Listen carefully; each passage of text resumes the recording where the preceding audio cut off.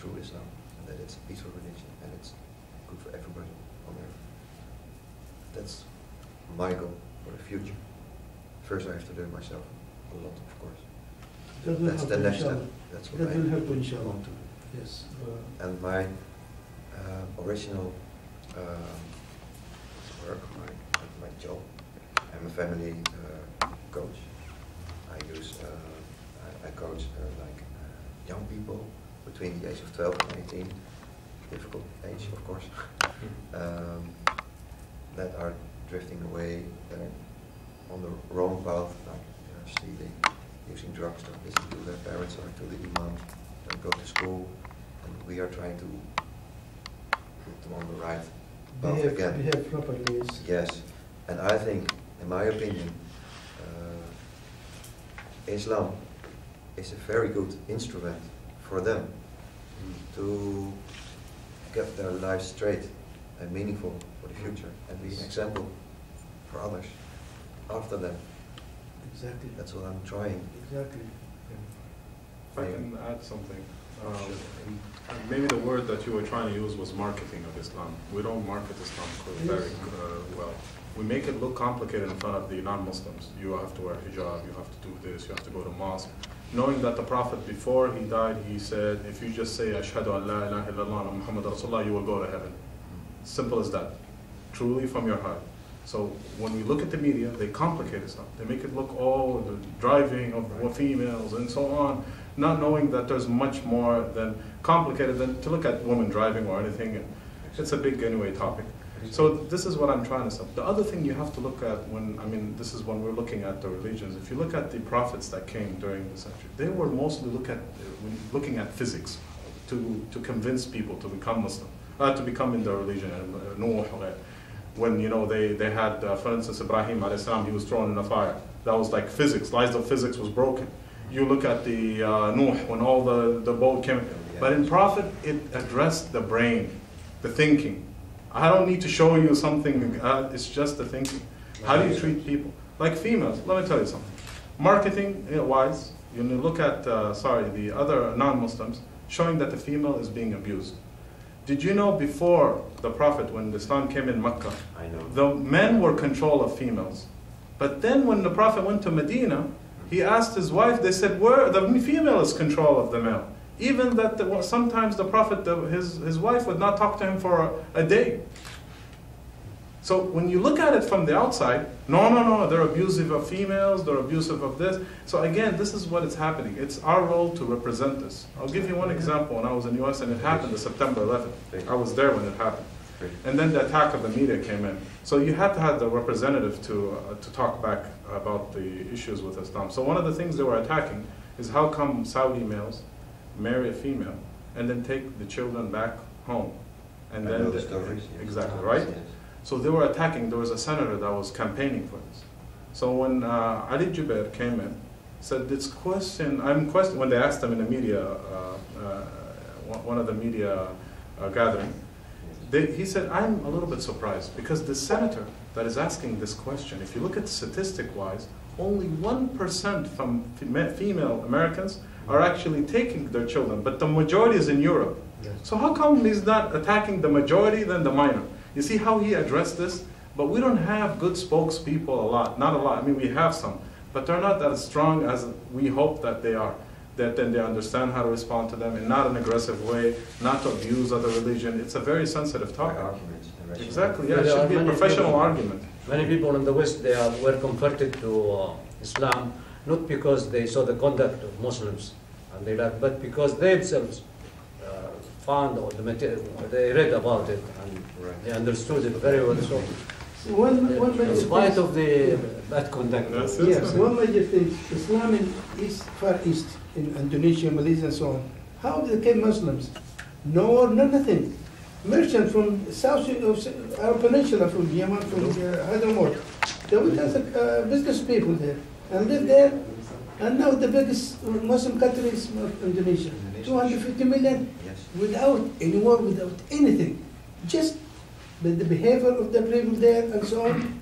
They show them how they behave and so on, so they become Muslim. Within 50, 60 years. Yes. It's amazing. So see how effective.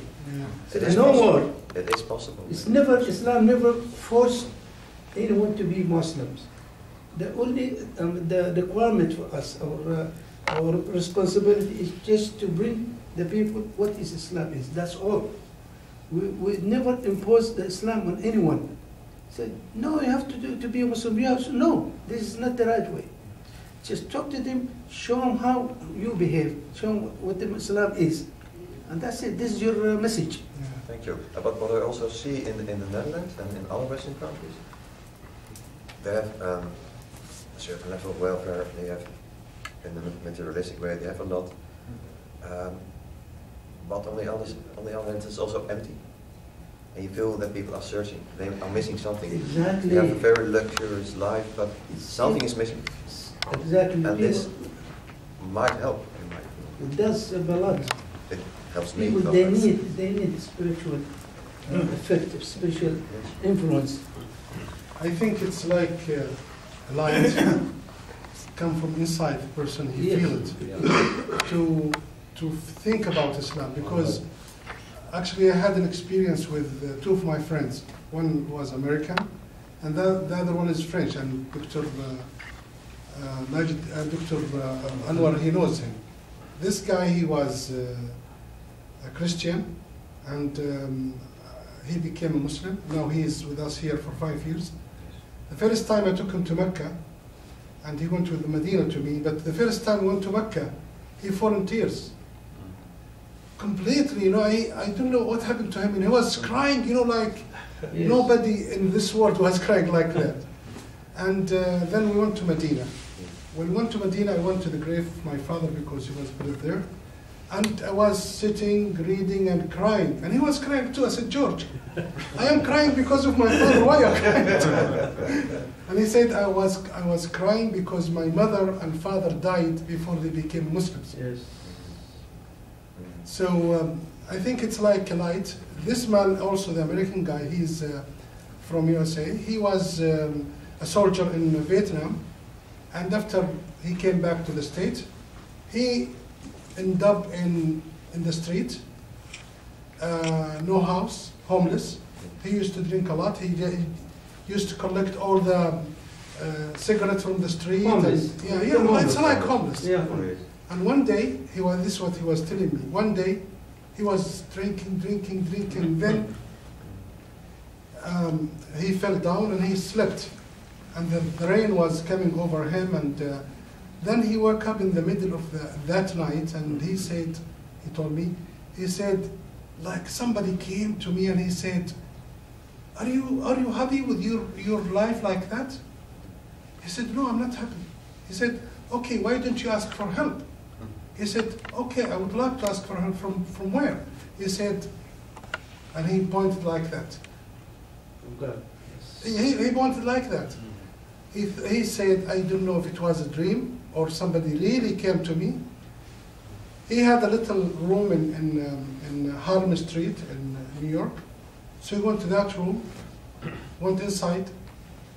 He told me his father used to be, his father was a Muslim and his mother was a Christian. But they were fighting, the father and the mother, Yeah. between them, you know, and he became non-Muslim.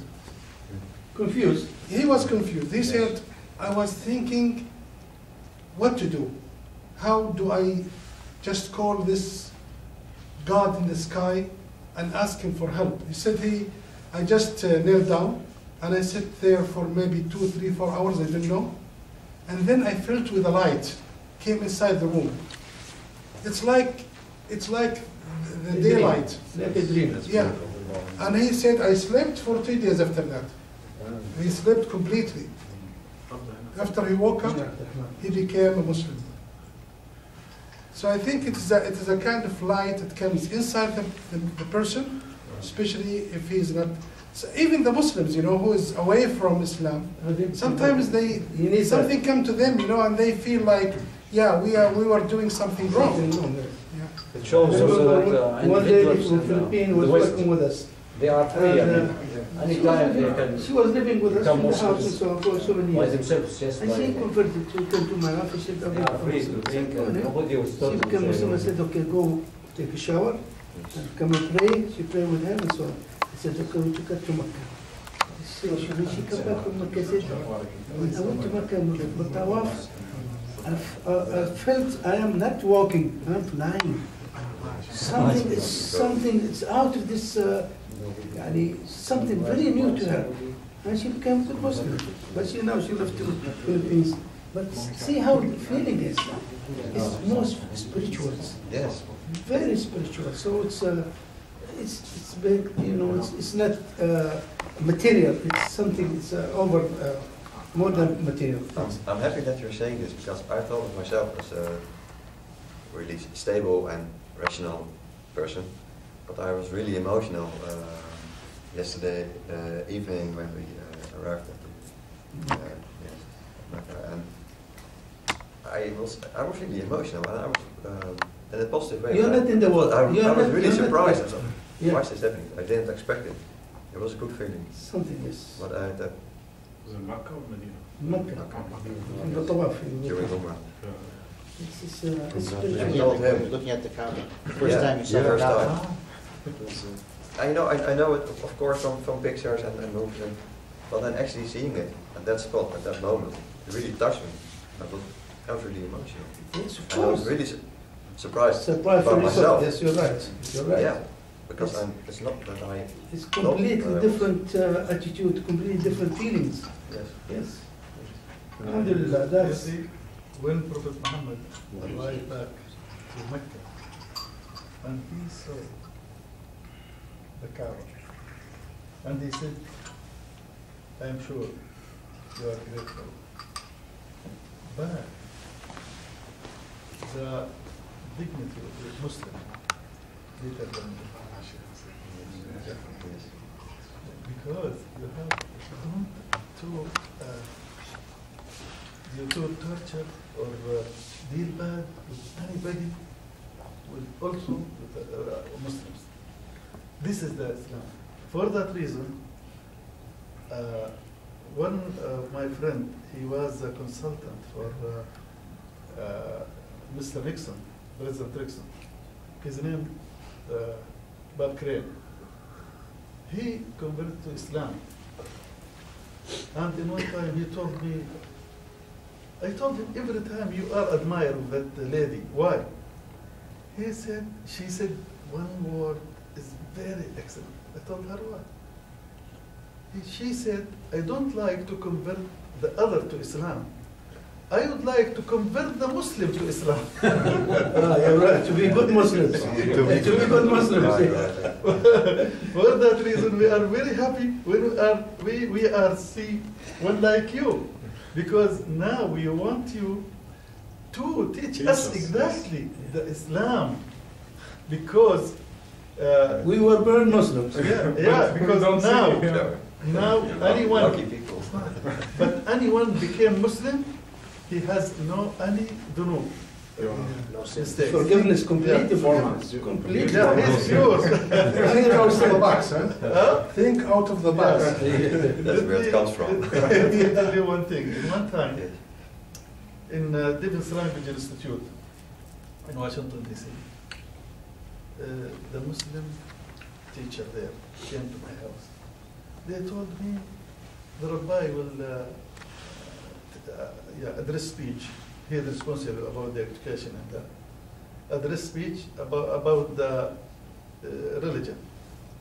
religions. I don't, yeah, but I am sure he will talk bad against Islam. What can we do? I told him, don't say anything until he finish. Tell him this is not right and this is good. They said, but we don't know exactly what the right and the good. We want you to come with us. I told him, ask him to invite me. He invited me. I went to him. I talked with, he talked with that, and sometimes somebody told him, no, this is not right, and then come to me. I told him, yes, this is the good thing. I like that. He was very good. Know exactly what he say, and he prepared everything because he read the Quran and read everything. After that, he asked me to address speech about Islam. about Sharia. I told him, okay, I'll talk about Sharia and American Constitution. I said, okay. I addressed that speech. When I talk, he was crying. Because I talk about Abraham, Moses, Jesus, like that. And after I finished that, I wrote that, I put all that speech in the book and published it in an essay. But now, I republished again in Arabic and English. This is for you. Thank you very much. Thank you. Thank you.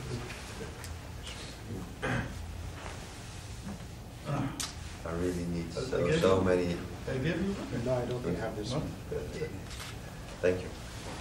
It's very Take helpful. it easy, Your Excellency, take it easy. Very slowly, This is until, yeah. And I hope you get the proper books, proper references, simple ones. Don't take the complicated And ones. don't complicate yourself. Yeah, don't take very complicated books and so on. Simple books, very simple books. Well, I'm a simple person. I need simple books. That's exactly, Yes, exactly. exactly. You don't have to, you don't have to go through deep. Just check the principles. Yes, and then later I can always go. That Yes, it comes exactly. by itself. It comes First by the itself. basis. Yes, and then we exactly. go. Just get the principles. And very simple, like if you're teaching, as you said, a kid. Just give it, take it gradually, and then you will, yeah. For the near future, I have 3 goals that within Islam, of course, read about the life of Muhammad. Yes, It's a beautiful book from my Imam. very. Inshallah. It's very good to read, very easy to read also. Of course, the Quran. And I'm following lessons in Arabic. So I hope within a year at least I have some basic. Definitely. Oh yeah, you will learn But a I think lot. that's essential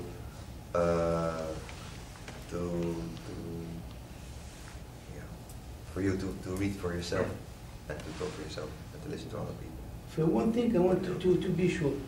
Don't take the bad example for the other people who are not doing good Muslim. Please don't. Then They are So, human beings. yeah, present yourself. yeah, please. I try not. Represent the real Muslims. Go to this, Islam as it is, forget about the behavior of some other people. Yeah. You know, my boss told me one wisdom.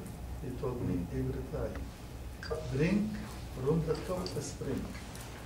Don't drink from down. Get the wisdom from that. Yeah, get the Many wisdom from pollution in that. that. Many pollution in that. You have to drink from it. Clear. Yeah. Help you. But about the Islam, the religion, the pray and like that, exactly like Prophet Muhammad said. And also, but others, dealing with others, anything good and good for you and for others, do it. The Islam don't say you have to do exactly like the friend of Muhammad did. No, you can do that as long that follow the main doctrine of Islam. See, Islam is logic. It's logic. If anything against the logic, against something which is, I have to, This is Professor in Professor media. Communication, media and communication. So Well, first it's I would very like important. to welcome all of you, and really I'm so glad to meet you here. And Thank you. what I want to say that most of the collective information, as we are communicator, as a human communicator, we depend on some levels. For example, on the interpersonal communication level, then we go to the media level, and that's what I suggest, that try to collect your information about Islam at the interpersonal communication, for example, with Dr. Anwar and Engineer Ali and Dr. Muhammad. So what happened that the media, as my friends mentioned, that exaggerate small, teeny, bad things about behavior of some Muslims around the world, and they exaggerate it. On the other hand, they ignore the good benefits the benefits that got to the human being, inventions. There are about 1,000 inventions were done in the Islamic time when the Muslims were on the top of many nations. For example, zero, they call it in the cipher or cipher. If we don't have this number for zero, maybe we'll count on our fingers and our neighbors' fingers, and we'll not finish until we get, for example, 1,000. There are many inventions that happen. So the problem of the media plays on some roles. For example, the entertainment, they try to get some money from audience pockets, but they don't care about the stereotyping of Arabs and Muslims, how do they behave, and it is type of hunting for the media. So that's what I suggest. If read, there is a book is called Light of Islam, for example. It is in English and very simple. It is. Do you have a copy? I will try to find yes, it. very important. Yes, yeah, I don't have it right now, but you can get it from me, please. in Yes. Washington, yeah. If I got, I will send it to you. Yes. And we are more than welcome, and we are happy for you. Thank you. And this thing about the media, I get, of course, I get a lot of negative responses from the Netherlands. People calling, some people call me a traitor, or yes, it happens. I receive some threats, and well, You have some but I don't even really blame these people because they're bad informed. They don't know anything better, any better. So the role of the media and some politicians, they use this as some kind of scapegoat effect for the crisis for their own purposes. In my opinion, for evil things, basically. So most of the people that are not so educated, I don't blame them. But I feel the need to explain the truth, of course. Yeah, this is true.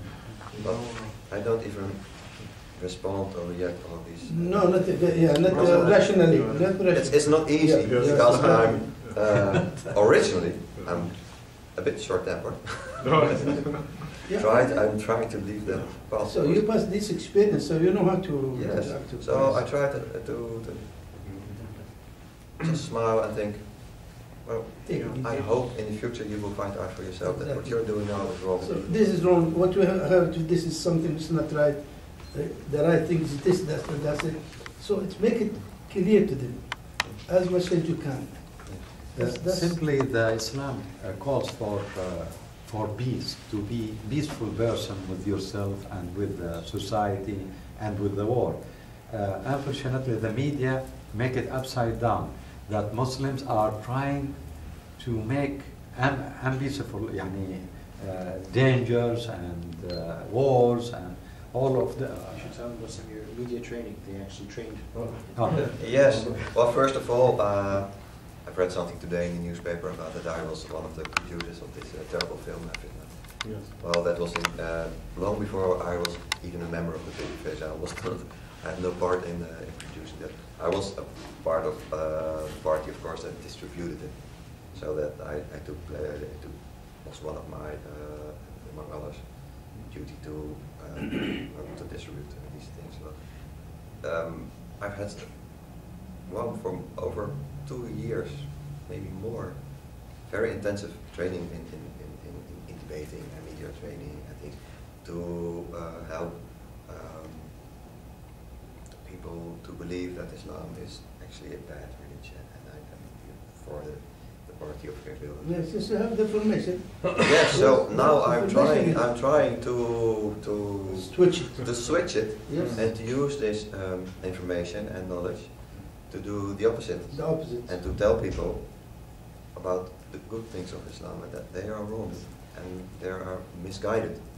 And well, I try to fight them with their own instruments, basically. So they really don't like me. No, Because they know that I know how they work and what they're behind this, in their own closed areas between their four walls. I know what they're really thinking and how they use their tactics and how they use the media and how they are financed, everything. So they really are hating me even for being here. But you'll be the right guy to do it. You'll be the right guy to do it. Yeah. Really. I just wanted to also say something when you were saying that the media, and I see it in this, saw it several times today in the Facebook and before that about you, and he was talking about his background, and he was doing a lot of movies about Islam and jokes and stuff. Regardless of that, if you go, that's why it's very nice to read the story of the Prophet Muhammad. During that time, Al-Wahshi, he killed the most lovable person to the Prophet, which is his uncle. He used to protect him. Even when he became Muslim, the Prophet didn't want to look at him. But he had to accept him. Then he even wanted to know, and how did he become Muslim? Look at his story, it's amazing. Because when he looked at the ayah of the Quran, it says, we will forget, God will forget some of the things, some people God will not forget. He said, how would I know if I'm not going to be part of this? And he started to nag on every ayah until one ayah came and said, God will forgive everything for you, Allah. And it's not easy as a human being. Even the Prophet didn't face the challenge to forgive him, but he did it because of Allah. But he's not because his emotional part. He's a human, yes. Yes, so it's not, don't think, actually, my father used to tell me, anybody that actually steps strong against Islam, he's the most likely to become Muslim, because he will discover later on what he's saying. But one thing also, I remind my, Saudi fellows and all that, that we are gifted, and we are maybe, we call it spoiled a little bit. Why? Because we were born Muslim. We breathe Islam every day. We go to mosque. Our father and mother tell us about Islam, everything. In your case, it's extremely difficult to become Muslim. Muslims are not practicing Islam correctly, rarely. Media is not helping. Your society already helps. So when you become Muslim, that's a huge gift, because you've been through challenges. For us, there's no challenge. We just woke up in the morning and was crying, alhamdulillah, mother and father are all Muslim. So for us, it's it's not a challenge for us. And that's why for me, I would love to hear from you. What was the thing that triggered you? Because everybody had a certain trigger. But what was the thing that, I'm sure you talked about it, but what was the thing that you really was triggered, that you said, there's something here going on, let me try to explore a little bit. And how long was it? How long did it take when you... It took me a few months. That was this thing that was growing. It's hard to explain it in a rational way, because it's a feeling, it's a spiritual feeling. In the past I was I didn't feel really happy. I was even a bit angry, and not satisfied with your job. Yeah, I've had a Christian education. I have had a very good childhood. I was raised with good values and norms. I had beautiful parents and brothers and sisters. Your conscience was awake. Your conscience was awakened. You don't know about it. Probably, but yes, you're right. Yes, and your conscience. At a certain moment, some inner peace was growing, and some strength, and I was feeling less angry and more happy. So it was not like this within 24 hours that I...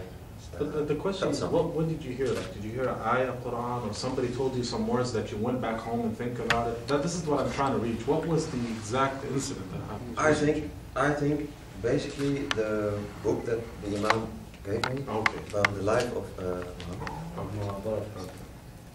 While reading that, something happened.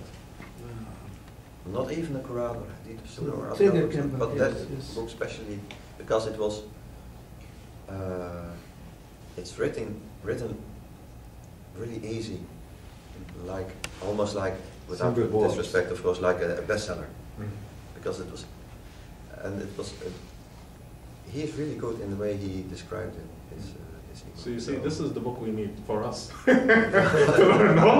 need this book for us to understand, because we have to talk to each. I'm sorry to cut you, but even during the Prophet, one of the people came and become Muslim.